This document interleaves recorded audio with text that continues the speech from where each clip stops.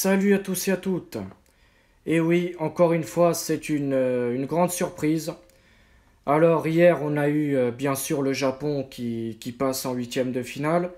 Aujourd'hui, on a la Corée du Sud suite à sa victoire 2 buts à 1 face au Portugal. Bon, l'entraîneur portugais qui a voulu faire tourner un peu l'équipe, qui a changé de tactique. Le Portugal a joué dans un 4-3-3. Mais bon, les Sud-Coréens, ils ont joué leur qualification, donc ils se sont donnés à fond. En plus, comme on a pu le constater, lors des deux matchs face à l'Uruguay et face au Ghana, que la Corée du Sud, c'est une équipe qui a beaucoup d'intensité, une équipe solide, une équipe chiante à jouer. Et là, bah, c'est comme je l'ai dit hier dans le débrief, hier soir, que le Portugal, ça allait être compliqué de jouer face à la Corée du Sud. Mais personnellement, je voyais pas le Portugal s'incliner aujourd'hui. Donc, je suis quand même un peu étonné, mais bon.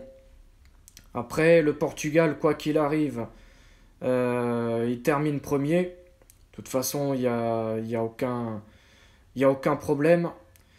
Alors, il y a eu l'ouverture du score de Ricardo Horta à la cinquième minute.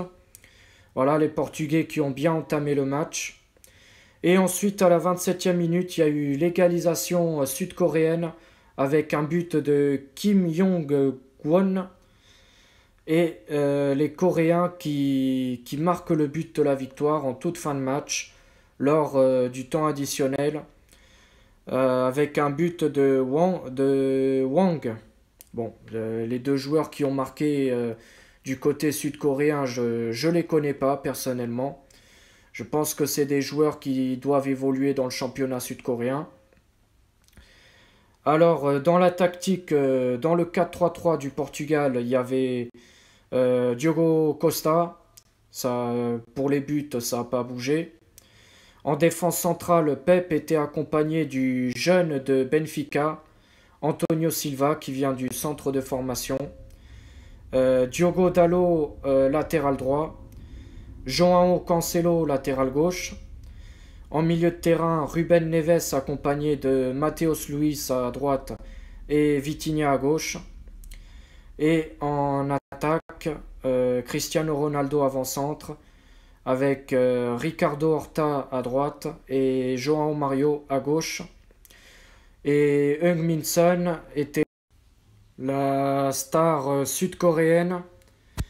Donc après, bon, voilà, ça me fait quand même un peu chier de ne pas finir invaincu du groupe.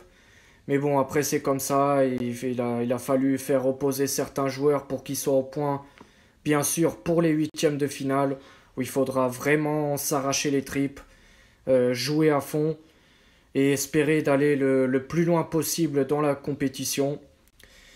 Et du coup, du côté du Ghana, Uruguay, le Ghana qui s'incline 2-0.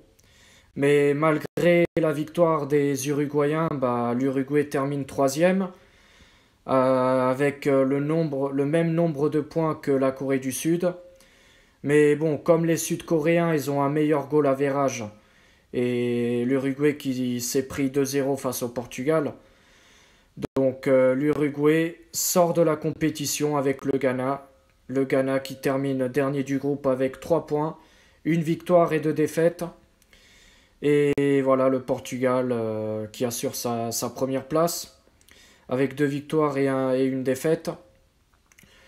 Bah, une pensée pour notre ancien Olympien André Ayou. Dommage pour lui, il n'a pas su passer, enfin, il n'a pas réussi à passer la poule avec ses coéquipiers.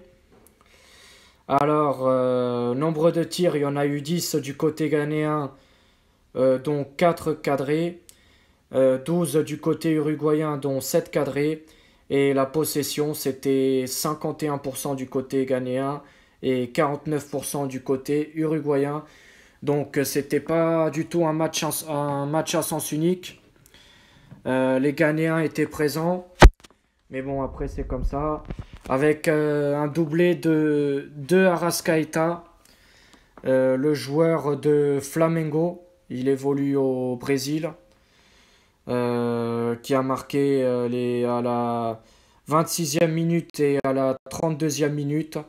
Donc les Uruguayens menaient déjà 2-0 à la pause. Voilà, donc les qualifiés de ce groupe H, c'est le Portugal et la Corée du Sud. Bon, moi, au tout début de la compétition, qui avait pronostiqué que le Portugal allait passer avec l'Uruguay, bah encore une fois, c'est une surprise. Donc, encore une fois, bravo les Sud-Coréens pour avoir quand même montré qu'ils ne sont pas venus à la Coupe du Monde pour faire figuration.